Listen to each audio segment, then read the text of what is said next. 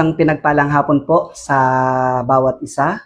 Ngayon po ay araw ng linggo at meron po tayong Rema Pills FB Live, yung Sunday edition po natin ngayong araw. Ano po? At ngayon po, mapapansin natin dapat uwian na po ng ating camping. Ano po? Kaso po namove po ang ating camp. Gawa po ng may mga bagyo at low pressure, may mga pag-ulan na itong mga nakarang week. Ano po? Ngayon, may countdown pa rin tayo ngayon. 5 days to go na lang, camp na. Alam ko po na excited na po ang bawat isa na maranasan ang gagawin ng Diyos sa buhay ng bawat isa po sa atin at maranasan yung anointing at yung mapuno po tayo ng Panginoon. Amen po. Sa mga oras na to, ang patuloy na pinag-aaralan po natin, naturo po nila Pastor Mulo at Pastor Marlon yung recap doon po sa pastoral meeting, doon po sa may San Ildefonso, Bulacan, ano po. At ngayon po ay ipagpapatuloy po natin yung recap na doon nga po sa pastoral meeting noong August 8 to 9 sa San Ildefonso, Bulacan. Ano po, ito po yung mga na-notes ko po nung meeting, ano po, at marami pong revelation po sa bawat isa po sa atin, ano po. At ngayon, ang sabi nga po dyan, sabi niya, dapat may sakripisyo pagdating sa pagmi-ministry. Na po, yung nandoon, yung sa paglilingkod mo, sa pagmi-ministry mo, sa bawat ginagawa mo sa Panginoon, nandoon dapat na may kasamang sakripisyo. Sa madaling salita, merong bigat sa'yo. Na po, na hindi ito isang routine lang. Sabi niya, dapat yung anointing na natanggap natin, na sabi niya po doon sa meeting, no po, na nabanggit po ng ating pastor na dapat yung anointing na natanggap natin ay naitatransfer natin sa iba. Ano po? Yung hindi lang nag-stuck sa iyo yung anointing, kundi naipapasa po natin ito sa iba. Ano po? At ang sabi niya po dyan, dapat hindi mag-stay sa iyo ang anointing. Mahalaga na maipasa natin ito sa iba. Ano po? Napakahalaga po nun na mai-transfer natin yung anointing na ibinigay sa atin o pinagkatiwala sa atin ng Panginoon. Ano po? Ayan, may binabanggit po ang ating pastor po doon na yung anointing tsaka yung kahalagahan na mapuno ka ng Diyos. Ano po? Ayan, sabi nga po diyan, pag anointing ang hinahabol mo, gagamitin mo ang Diyos sa buhay mo. Ano po? Ayun, ano po? Sabi niya, pag anointing ang hinahabol mo, gagamitin mo ang Diyos sa buhay mo. Sabi niya, anointing, ginagamit mo ang Diyos. Sabi niya, pag ang Diyos naman ang hinahabol mo, gagamitin ka niya. Sabi niya, Diyos, gagamitin ka niya. Ang gagamitin ka ng Panginoon, pag hinabol mo siya. Pero pag ang anointing ang hinahabol po natin, sabi niya po dyan, ginagamit natin ang Diyos sa buhay po natin. Sabi niya, ano bang nagagawa ng anointing? Ano po? Yung anointing po kasi ay yung ibinibigay natin yung abilidad. Ano po? Yung abilidad po na yung kakayanan na magawa natin o magawa po ng bawat isa po sa atin ang pinapagawa ng Diyos sa buhay ng bawat isa. Halimbawa, may example, may assignment na ibinigay sa iyo ang Panginoon or may ibinigay sa iyo ng Diyos na ipinapagawa niya na ministry sa iyo, ang anointing po, ang nagagawa nito ay abilidad na makayanan mo na magawa mo yung ipinapagawa sa iyo ng Diyos. Ano po? Ang anointing po ay kapangyarihan ng Diyos para magawa o matapos natin o matapos mo ang ministry mo. Ano po? Na ito po yung anointing po ay ito po ay yung kapangyarihan na ng Diyos na magawa mo o matapos mo yung ministry na pina-assignment sa iyo ng Panginoon. Ano po?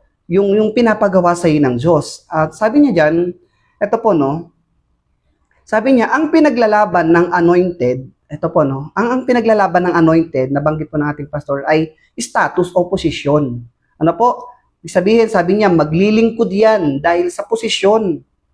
Yung nakabase, ang sabi niya, ang anointed po, sabi niya, pinaglalaban yan, yung status o posisyon. Maglilingkod yan dahil sa posisyon. Pero pag wala ng posisyon, mangiiwan na. Ano po? Na nakabase siya na dahil meron siyang posisyon o nandun yung status ng katatayuan niya, ginagawa niya yung isang paglilingkod o pagmi-ministry sa Diyos. Pero pag wala na siya sa posisyon, wala na, nang iwan na. Ano po? At ang sabi niya nga dyan, yung feeling anointed, hindi nagpapa-under. Ano po? Ayun, yung ito yung sabi niya, yung anointed, yung feeling anointed, hindi nagpapa-under. Sabi niya po diyan, ayaw magpa-correct. Ano po? Ayaw magpa-correct, ayaw magpa-submit. At ang sabi niya po pa diyan, mataas ang tingin sa sarili. Ano po? Yun nga po, ang kaibahan, no? Yung pag-anointed ang isang tao nang nagkakaroon ng isang problema na yung minsan dumarating sa time na hindi na siya makorek.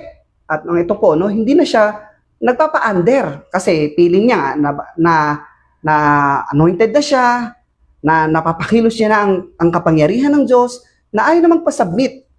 Tapos itong nakaka-gising dito, yung delikado ka na pag lumaki na yung ulo. No po, na feeling niya, kaya niya nang gawin ang lahat dahil na yung anointed na nga. No po. Ngayon, ang example po dyan, di pa si Judas, no po? Si Judas po, nakita niya ang lahat ng himala ni Jesus. No po? Si Judas po, nasaksihan niya ang mga problema na nasolusyonan ni Jesus. Nakita niya yung bawat himala, kung paano nagpagaling ang Panginoong Jesus, kung paanong gumawa ng mga miracle ang Panginoon, kung paanong yung isang problema na solusyonan ni Jesus. At sa bawat pagmi-ministry, kasama niya si Judas.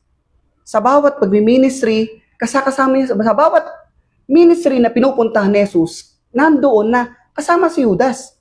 At ngayon, sa bawat sermon, narinig ni Judas.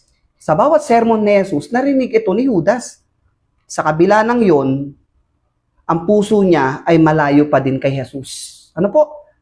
No, ayun po ang problema. No? Sa kabila ng nakita niya yung mga himala, nasaksihan niya yung mga problemang nasolusyonan ng Panginoon, kasama siya ni Jesus sa bawat ministry ni Jesus, narinig niya yung lahat ng sermon ni Jesus, and yet, sa kabila ng yon, ang puso niya ay malayo sa Panginoon. No po, sabi nga dito, proximity to Jesus is not the same as intimacy with Jesus. Ano po ba yung proximity? Ang proximity po, yung kadikit mo physically, nasa tabi. Sa bawat ginagawang pag-ministry ni Jesus, katabi niya si Judas, nandun si Judas. Kasama niya. Nakadikit niya physically.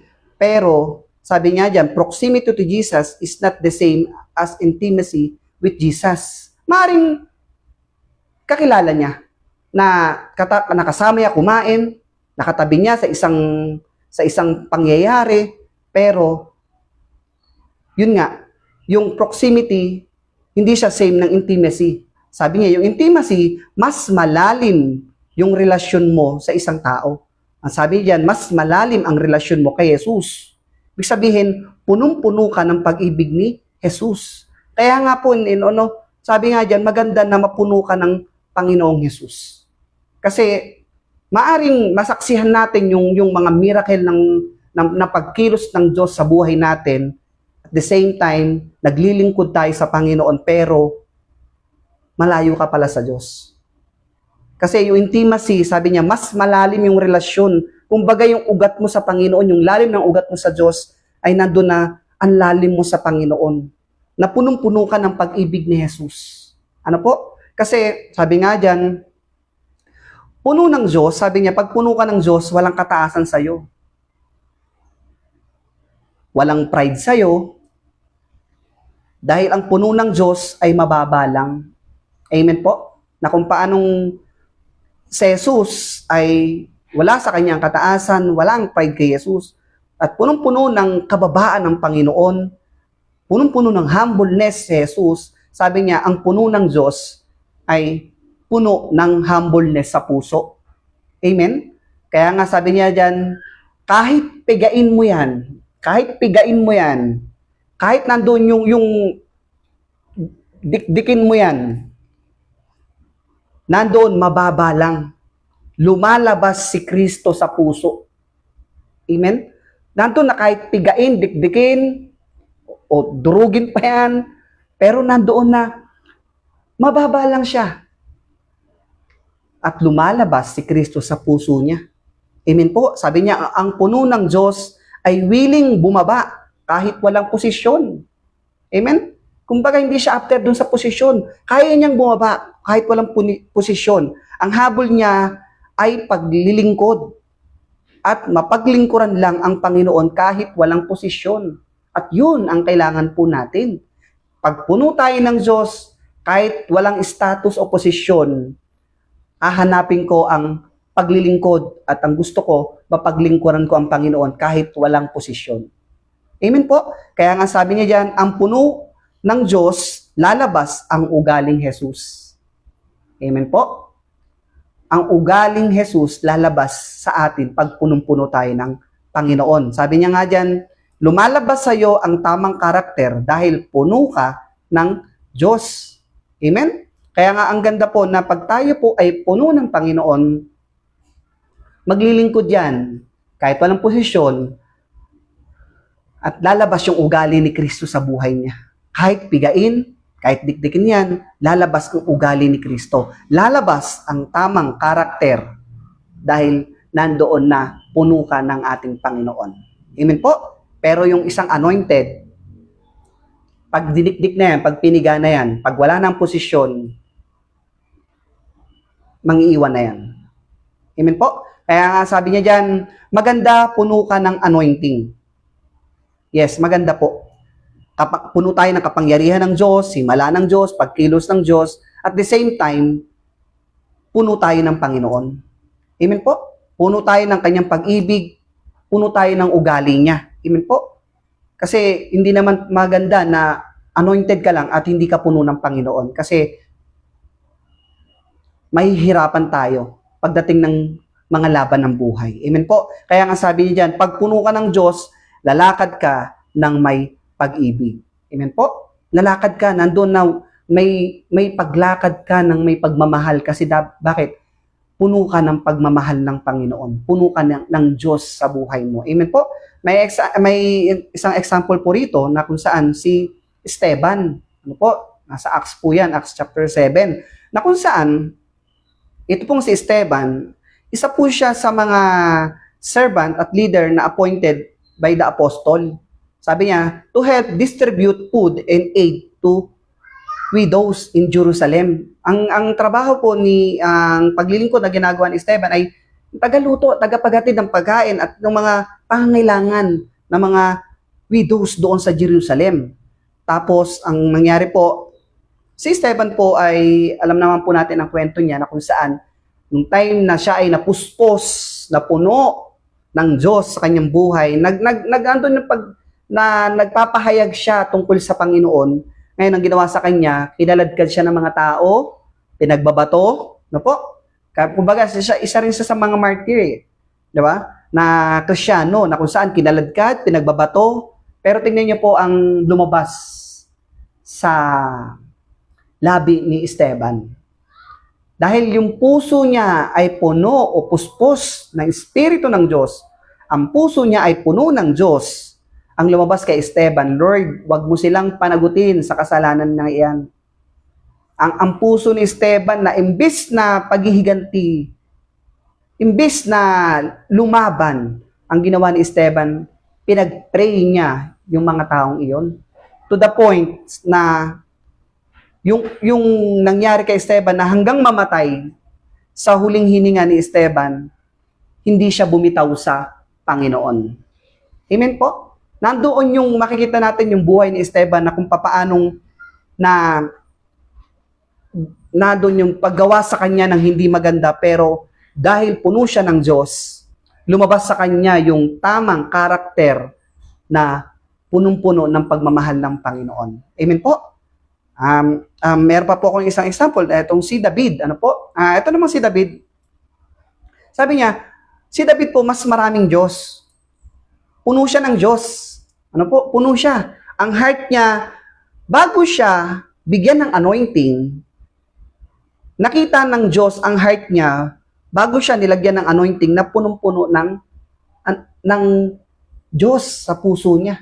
Si David po ay Isa po siya sa mga worshiper na pag umawit siya sa Panginoon, sabi niya diyan, a man after God's own heart. Nakita ng Diyos na puno si David, puno ng Diyos ang heart ni David bago siya binigyan ng anointing. Nakita ng Diyos ang heart niya bago siya nilagyan ng anointing na punong-puno ng Diyos. Ngayon, sabi niya, a man after God's own heart. No po, na makikita natin kay David na bago siya inanointan, puno na siya ng Diyos. At nakita natin, nung time na nagka-problema si David, dahil puno siya ng Diyos, at the same time na yung inanoint siya ng Panginoon, nung time na nagkamali si David, tama yung puso niya sa Panginoon. Ang ganda ng sinabi ni David, Lord, wag mo kong alisin sa iyong harapan. Alam ni David yung kahalagahan na kailangan kong manatili sa Panginoon. Kailangan kong mag-stay sa Diyos. Kailangan hindi ako malayo sa Panginoon. Kailangan mapuno ako ng Panginoon. Amen po? At sabi niya yan, dapat ang hinahanap natin ay ang kapuspusan ng Diyos. Dapat ang prayer natin ay mapuno tayo ng Diyos. Amen po? Yan dapat. Nandoon na mapuno tayo ng Panginoon. Sabi niya dyan, dahil pag-anointing lang ang habol natin, at dumating ang hindi inaasahang problema. Ano po? Sabi niya, dahil pag-anointing lang ang habol natin at dumating ang hindi inaasahang problema, mawawala ka.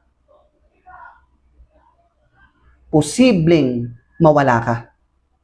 Posibleng mang-iwang ka. Dahil hindi sapat ang anointing para makatagal ka at mag-stay ka sa Panginoon. Hindi sapat. Kasi kung anointing lang ay sapat na, di sana wala ng mga anointed na nawala. Ano po?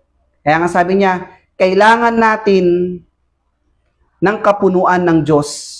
Kailangan natin na manatiling nakakabit sa Panginoon. Kasi wala tayong magagawa kung hiwalay tayo sa Panginoon. Di ba po? Sa John 15, na ang isang sangang hindi nakakabit sa puno ay walang magagawa. At ang sabi niyan, kung hiwalay tayo sa Diyos at kulang tayo sa kapuspusan ng Panginoon, hindi natin makakayanan ang laban ng buhay. Kahit anointed ka pa,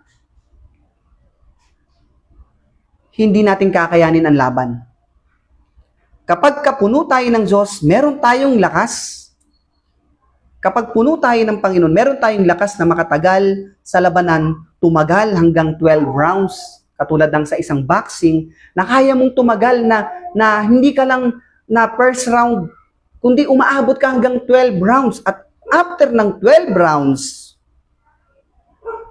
ng labanan, nananatili kang nakatayo dahil sa puno ka ng Diyos sa buhay mo. Amen? Ibig sabihin, hindi ka nawala. Tumagal ka hanggang 12 rounds at nanatili kang nakatayo sa isang laban. Amen po? Kaya napakahalaga na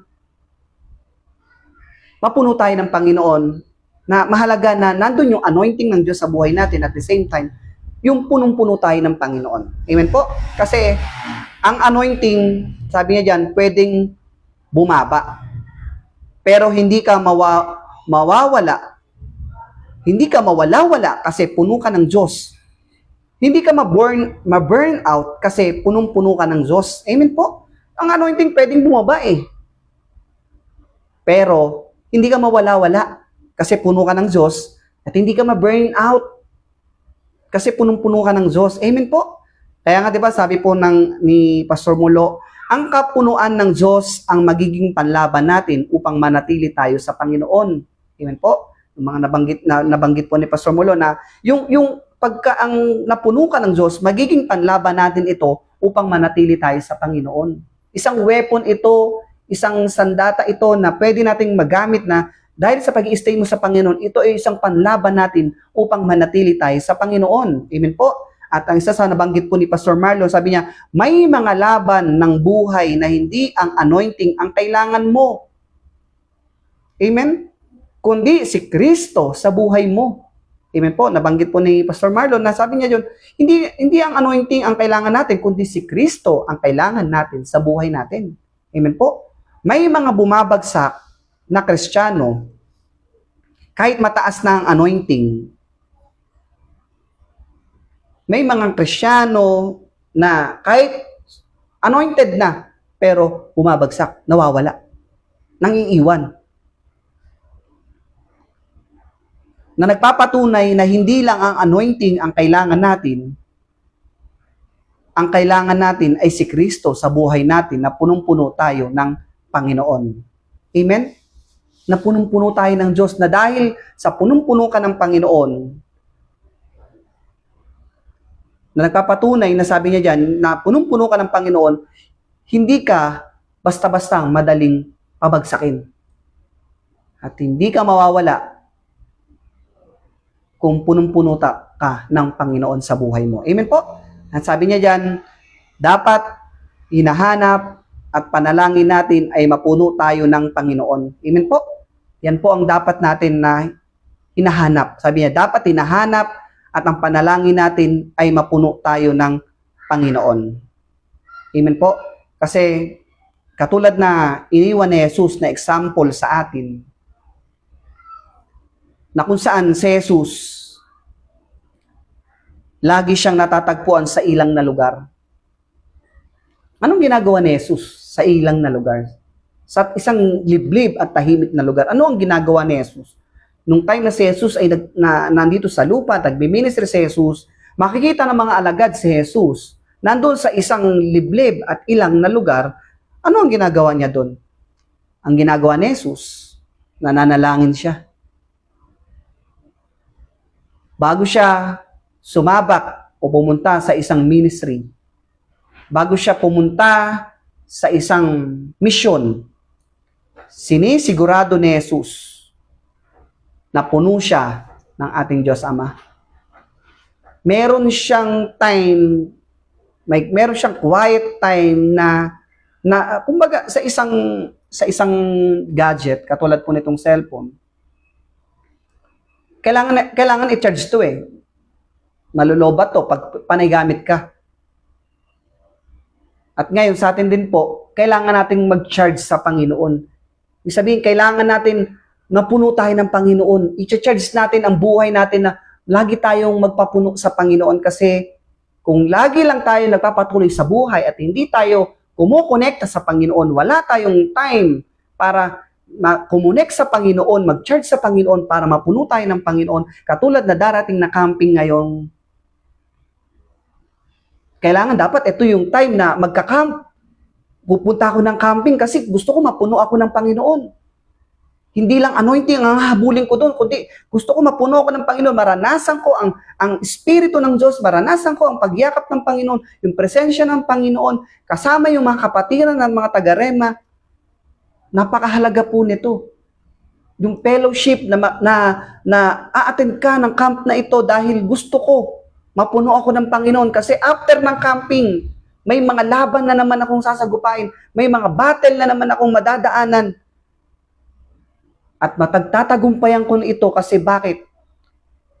At mananatili akong nakatayo sa presensya ng Panginoon kasi nakapag-charge ako. Napuno ako ng Panginoon. At ngayong darating na August 28, magkakampo tayo. Mahalaga po ito na mapuno tayo ng Panginoon sa camp na ito. Mag-expect tayo na, Lord, punuin mo ako. Mag-igib tayo ng presensya ng Panginoon sa buhay po natin, kasi ito ang ginagawa ni Jesus. Bago siya mag-mission, bago siya pumunta sa isang ministry, haharap muna siya sa Panginoon. Dudulog siya sa ating Diyos Ama. At nung time na sa sobrang hirap na dadaanan ni Jesus, to the point na iaalay niya na yung buhay niya, isa sa mga lubos sa mga labi ni Jesus, Lord, hindi ang kalooban ko, kundi ang kalooban mo ang mangyari sa buhay ko. Punong-puno si Jesus ng Diyos sa buhay niya, at to the point na nandoon na nahihirapan siya, pero hindi siya bumitaw sa Panginoon. Hindi siya bumitaw sa Diyos. At natapos niya yung ministry niya dito sa lupa, na punong-puno siya ng Panginoon at hindi niya iniwan yung ministry niya dito sa lupa. Amen? Mababasa natin yung sa Biblia, yung mga himala ng Panginoon na ginawa ni Jesus sa bawat pag-ministry niya. Na punong-puno si Jesus ng Diyos Ama, at punong-puno si Jesus ng mga himala at pagkilos ng kapangyarihan ng Diyos sa kanya dahil si Jesus ay punong-puno ng Diyos. Amen? Kaya sa buhay po natin, malapit na po ang camp. Ngayon darating po na Friday, August 28. Mag-desert tayo na sumama ng camp. Kasi ang hinahabol po natin doon ay, Lord, yung anointing mo at yung mapuno ako ng presensya mo. Amen? Kaya sa mga oras na to, kung saan man po kayo naroroon, manalangin po tayo. Napakahalaga na magkaroon tayo ng isang prayer na ang prayer natin, Lord, hindi lang yung anointing ang gusto ko, Panginoon, kundi Lord, gusto ko makilala pa kita. Gusto ko, Lord, mapalapit pa sa'yo. Gusto ko, Lord, yung maranasan pa, yung pag-ibig mo. Mapuno ako ng pagmamahal mo. Mapuno ako ng presensya mo. Mapuno ako ng espiritu mo. Mag-pray po tayo.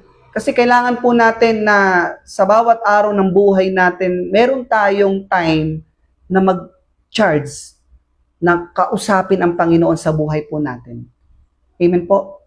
Kaya sa mga oras na to, kung nasan man po kayo naroroon, karoon tayo na may isang panalangin po ngayong mga oras na to, at sama-sama po tayong manalangin po sa Panginoon. Kaya tayo po mag-pray. Amang banal na makapangyarihan sa lahat, sa dakilang pangalan ni Jesus, nagpupuri kami at nagpapasalamat, Panginoon, sa mga oras na ito.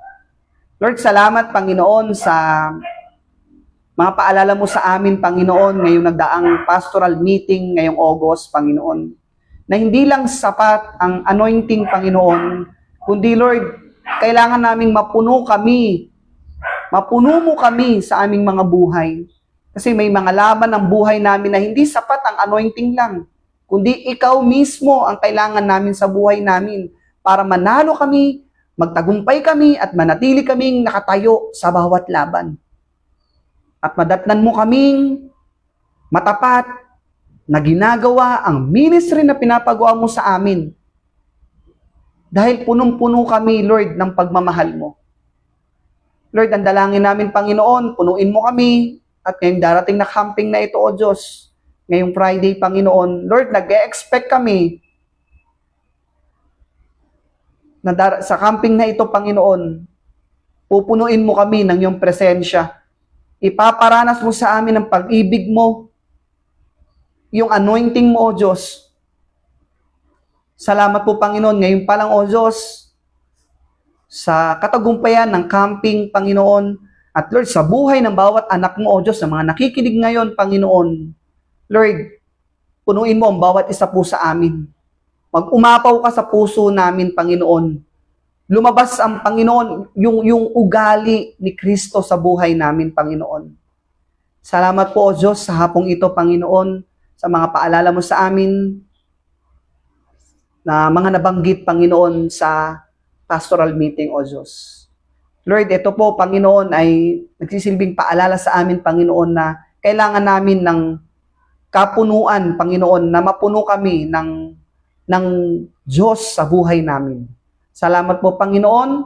Maingat namin binabalik sa iyo pinakamataas na papuri, pinakamataas na pagsamba, paggalang sa dakilang pangalan ni Jesus. Ang lahat ng anak ng Diyos ay magsabi ng Amen and Amen. Magandang hapon pong muli sa bawat isa. Kita-kits po tayo sa camping. Ingat po kayo. God bless po.